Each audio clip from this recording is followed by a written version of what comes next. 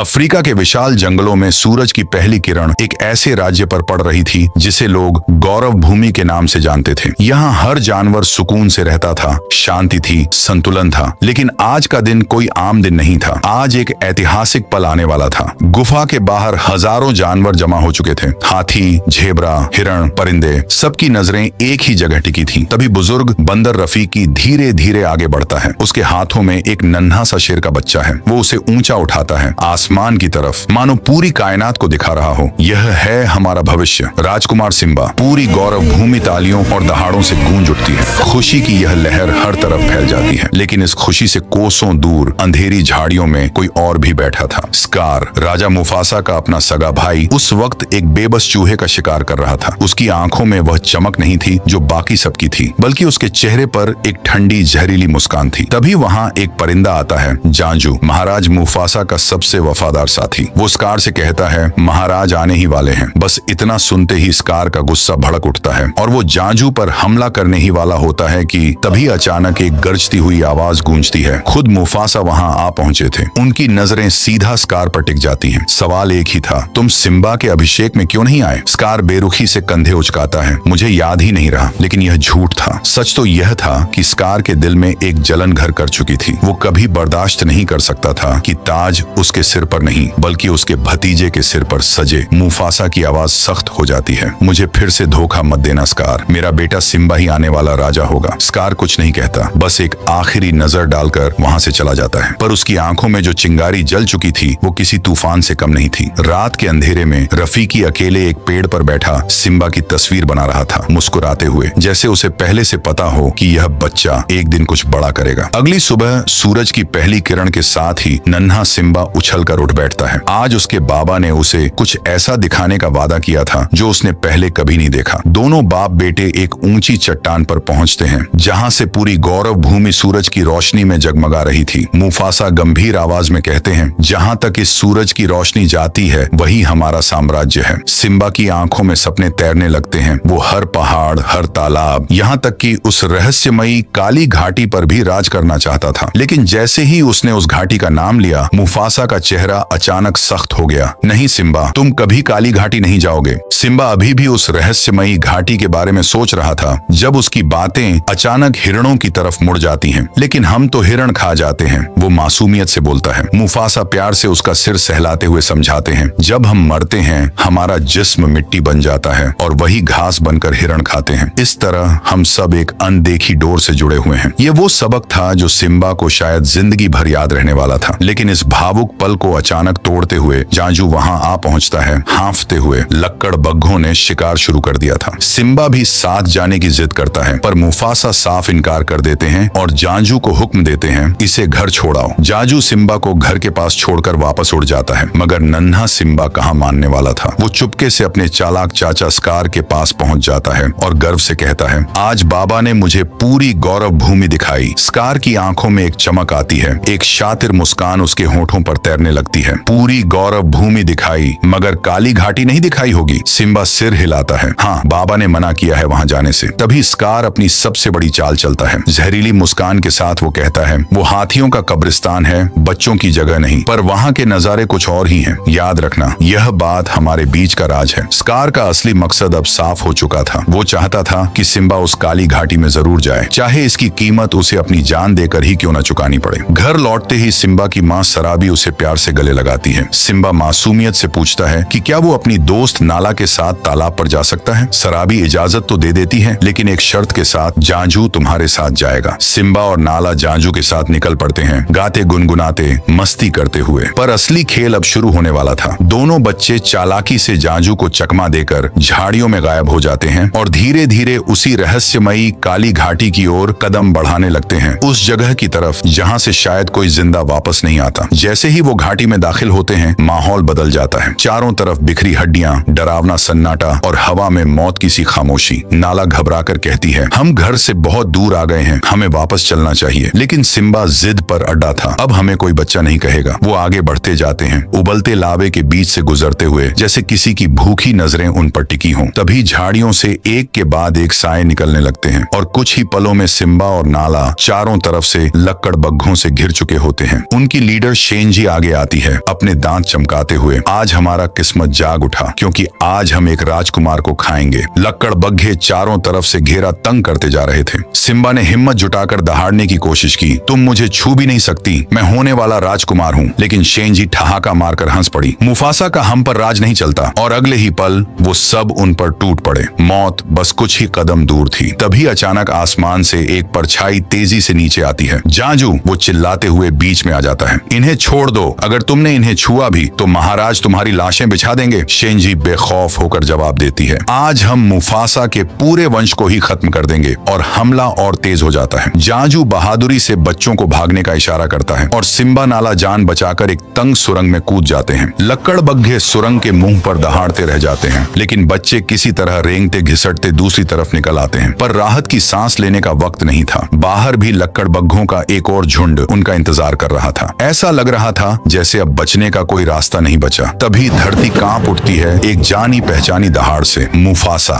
एक बादशाह की तरह वो सीधा दुश्मनों पर टूट पड़ता है, अपने पूरे गुस्से और ताकत के साथ। लक्कड़बग्घे डर के मारे पीछे हट जाते हैं। मुफासा की आंखों में आग थी। आज के बाद मेरे बेटे की तरफ आंख उठाकर देखा तो मुझसे बुरा कोई नहीं होगा। शेनजी गिड़गिड़ाते हुए माफी मांगती है और मुफासा आखिरी चेतावनी देकर अपने बच्चों को लेकर वहां से निकल जाता है। सुरक्षित जगह पहुंचकर मुफासा नाला को जाजू के साथ घर भेज देता है और फिर सिम्बा की तरफ मुड़ता है। इस बार गुस्सा नहीं बल्कि गहरी चिंता उसकी आवाज में थी। तुमने जानबूझकर मेरी बात नहीं मानी, तुम्हारी जान जा सकती थी और तुमने नाला की जान भी खतरे में डाल दी। सिम्बा शर्मिंदगी से सिर झुकाता है। मैं आपको दिखाना चाहता था कि मैं भी आपकी तरह बहादुर हूँ। यही वो पल आता है जो पूरी फिल्म की सबसे भावुक लाइन बन जाती है। मुफासा धीरे से समझाते हैं, बहादुरी दिखाने की चीज नहीं होती बेटे। आज मैं डर गया था, मुझे लगा था कि मैं तुम्हें खो दूंगा। एक पल के लिए दोनों खामोश हो जाते हैं, फिर मुस्कुरा देते हैं। मुफासा सिम्बा को आसमान के तारे दिखाते हुए कहते हैं, अगर तुम कभी खुद को अकेला पाओ तो याद रखना, हमारे पूर्वज हमेशा वहां से तुम्हें देख रहे होंगे, तुम्हें सही राह दिखाने के लिए। पर इस भावुक पल से कोसों दूर काली घाटी के किसी अंधेरे कोने में एक और साजिश जन्म ले रही थी। स्कार वहां पहुंचता है लक्कड़बग्घों से मिलने। वो अजीब सी तारीफ के साथ शुरू करता है, मैंने 2 पिल्ले भेजे थे और वो जिंदा वापस आ गए। शेनजी पूछती है, तुम यहाँ क्या लेने आए हो? स्कार की आंखों में एक खौफनाक चमक आ जाती है। मैं तुम्हें जिंदगी भर की दावत देने आया हूँ। क्यों ना हम सब मिलकर मुफासा को ही खत्म कर दें, और जब मैं राजा बनूंगा तो तुम जितना चाहो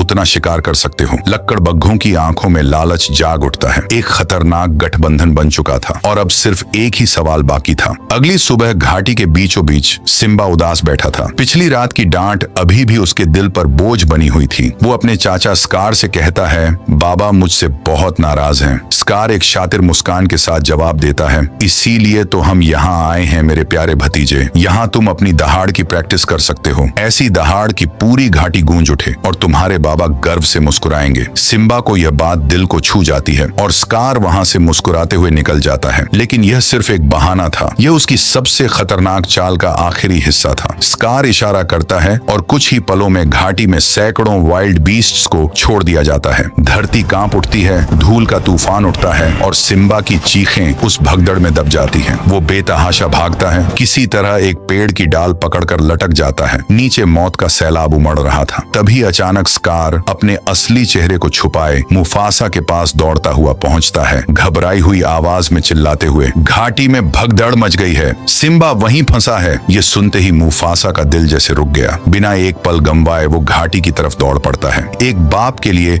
उसके बेटे की जान से बढ़कर कुछ नहीं था। मुफासा जान हथेली पर लेकर उस तूफान में कूद पड़ता है और आखिरकार अपने बेटे तक पहुंच ही जाता है। सिम्बा को बचाकर वो उसे एक सुरक्षित पत्थर पर रख देता है। लेकिन राहत की सांस लेने से पहले ही वाइल्ड बीस्ट्स का एक रेला मुफासा को अपने साथ घसीट ले जाता है। सिम्बा की सांसें अटक जाती हैं। तभी मुफासा एक जानदार छलांग लगाकर पहाड़ की दीवार पर अपने पंजे गड़ा देता है। ऊपर चढ़ने की आखिरी कोशिश में वो लगभग पहुंच ही जाता है कि तभी एक साया उसके सामने आ खड़ा होता है, स्कार, और एक ही झटके में अपने ही भाई को धोखा देते हुए वो मुफासा को नीचे धकेल देता है।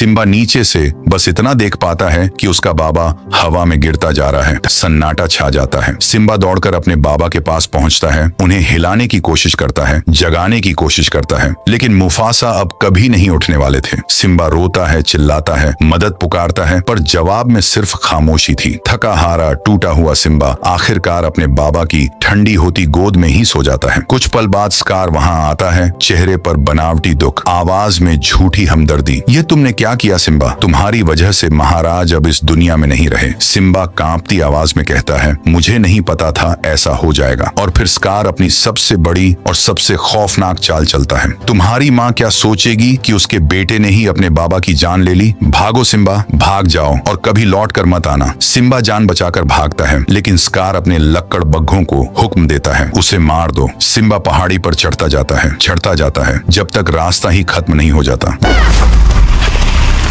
वो फिसलकर बहुत नीचे गिर जाता है। लक्कड़ बग्घे यह मानकर लौट जाते हैं कि राजकुमार अब मर चुका है। ये प्लान भी सही है। पर सिम्बा जिंदा था, टूटा हुआ, अकेला, बेसहारा। वो धीरे धीरे अपनी ही गौरव भूमि को हमेशा के लिए पीछे छोड़ देता है। उधर स्कार गौरव भूमि लौटकर सबके सामने एक जानलेवा झूठ बोलता है। मुफासा और सिम्बा दोनों अब इस दुनिया में नहीं रहे। झूठे आंसुओं के साथ वो खुद को नया राजा घोषित कर देता है और अपने लक्कड़ बग्घों की पूरी फौज को गौरव भूमि में बुला लेता है। दूर पहाड़ी से रफीकी और जांजू ये सब देख रहे थे। उनकी आंखों में गहरा दुख था। उन्हें भी यही लगा कि सिम्बा अब नहीं रहा।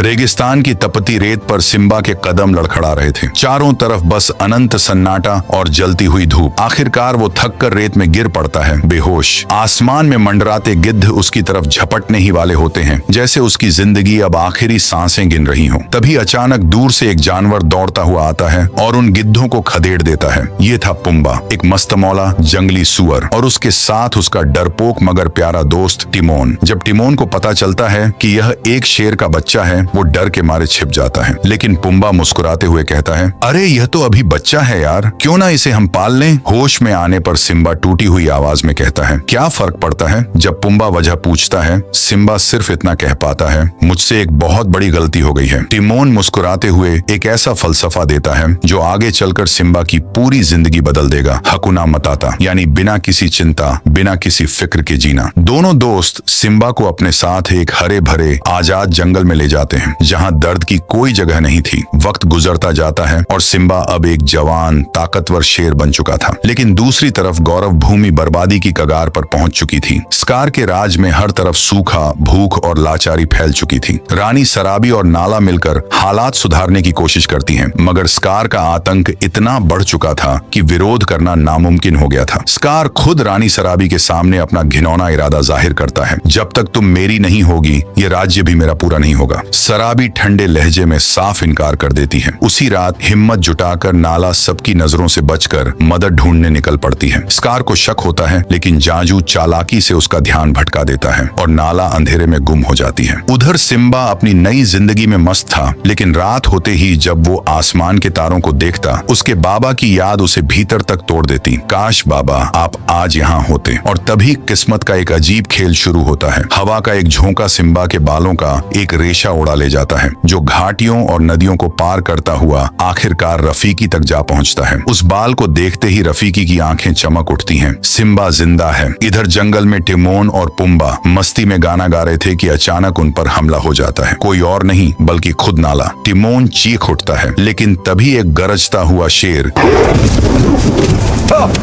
बीच में आ खड़ा होता है और नाला से भिड़ जाता है। तभी अचानक दोनों की नजरें मिलती हैं और वक्त जैसे थमसा जाता है। सालों बाद किस्मत ने सिम्बा और नाला को फिर आमने सामने ला खड़ा किया था। नाला खुशी से रो पड़ती है, लेकिन जब वो सिम्बा को गौरव भूमि लौटने के लिए कहती है, सिम्बा साफ इनकार कर देता है। मैं अब उस जगह पर नहीं जाना चाहता। नाला उसकी यह बेरुखी बर्दाश्त नहीं कर पाती। उसकी आवाज में गुस्सा और दर्द दोनों थे। तुम राजा हो सिम्बा, और स्कार ने गौरव भूमि तबाह कर दी है। तुम्हारी माँ तक मुश्किल मुश्किल में है। सिम्बा सिर झुकाकर बस इतना कह पाता है, मैं कुछ नहीं कर सकता। आहत नाला वहां से चली जाती है और उसकी वो आखिरी बातें सिम्बा के दिल में गहरे तक उतर जाती हैं। तभी रफीकी सिम्बा को ढूंढते हुए वहां पहुंच जाता है और उसे एक ऐसी सच्चाई की तरफ ले जाता है जो उसकी पूरी जिंदगी बदलने वाली थी। रफीकी सिम्बा को एक शांत तालाब के किनारे ले जाता है। पानी में देखो, ध्यान से देखो, तुम्हारे बाबा वही हैं, वो कहता है। सिम्बा हैरान होकर पानी में झांकता है और सिर्फ अपनी परछाई देख पाता है। लेकिन तभी अचानक आसमान में बादल गरजते हैं और उसी गड़गड़ाहट के बीच से गूंजती है एक जानी पहचानी आवाज, खुद मुफासा की आवाज। सिम्बा, इस जिंदगी की डोर में अपना सिरा ढूंढो, याद रखो तुम कौन हो, एक सच्चे राजा। सिम्बा की आंखों से आंसू बह निकलते हैं। मैं आप जैसा कभी नहीं बन सकता बाबा। मुफासा की आवाज प्यार से जवाब देती है, मेरे लिए सबसे बड़ा गौरव यही था कि तुम मेरे बेटे हो। मैं हमेशा तुम्हारे साथ था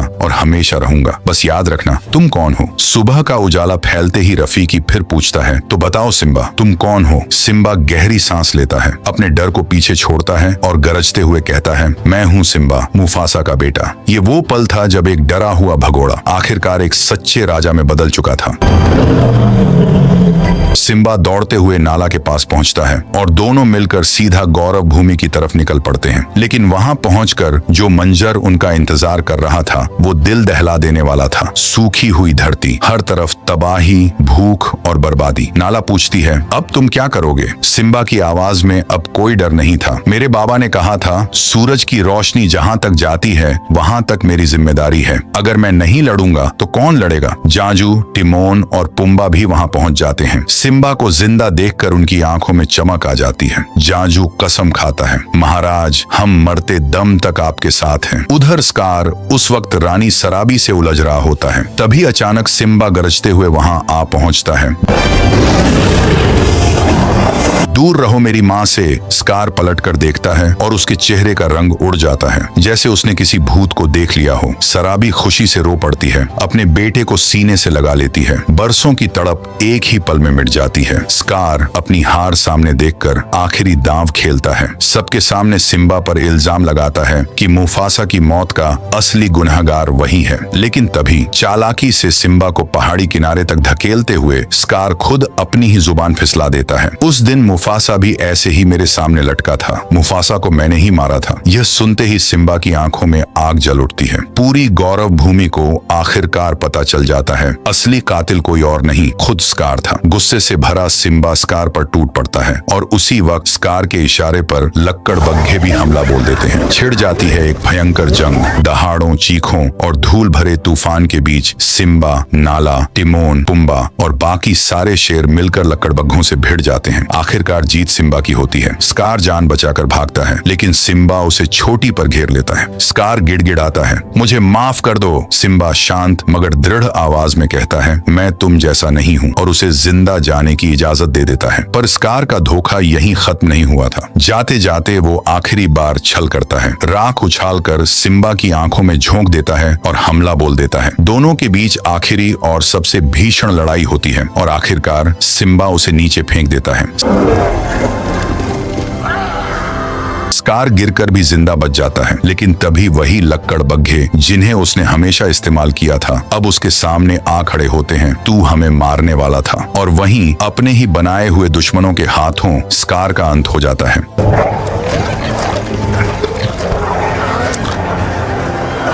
बारिश शुरू होती है। धुआं और आग धीरे धीरे बुझ जाते हैं और जैसे जैसे आसमान साफ होता जाता है गौरव भूमि भी फिर से जिंदा होने लगती है। सिम्बा एक ऊंची चट्टान पर चढ़ता है, ठीक वहीं जहां कभी उसके बाबा मुफासा ने उसे पहली बार अपना साम्राज्य दिखाया था, और दहाड़ मारता है। एक सच्चे राजा की तरह समय बीतता है। सिम्बा और नाला के आंगन में अब एक नन्हा शावक खेल रहा था, जो आने वाले कल में इस धरती का अगला राजा बनेगा। पूरा जंगल, सारे जानवर खुशी से गूंज उठते हैं। चक्र फिर से पूरा हो चुका था। अगर इस कहानी ने आपकी रूह को भी थोड़ा महसूस किया है तो सब्सक्राइब जरूर कीजिए।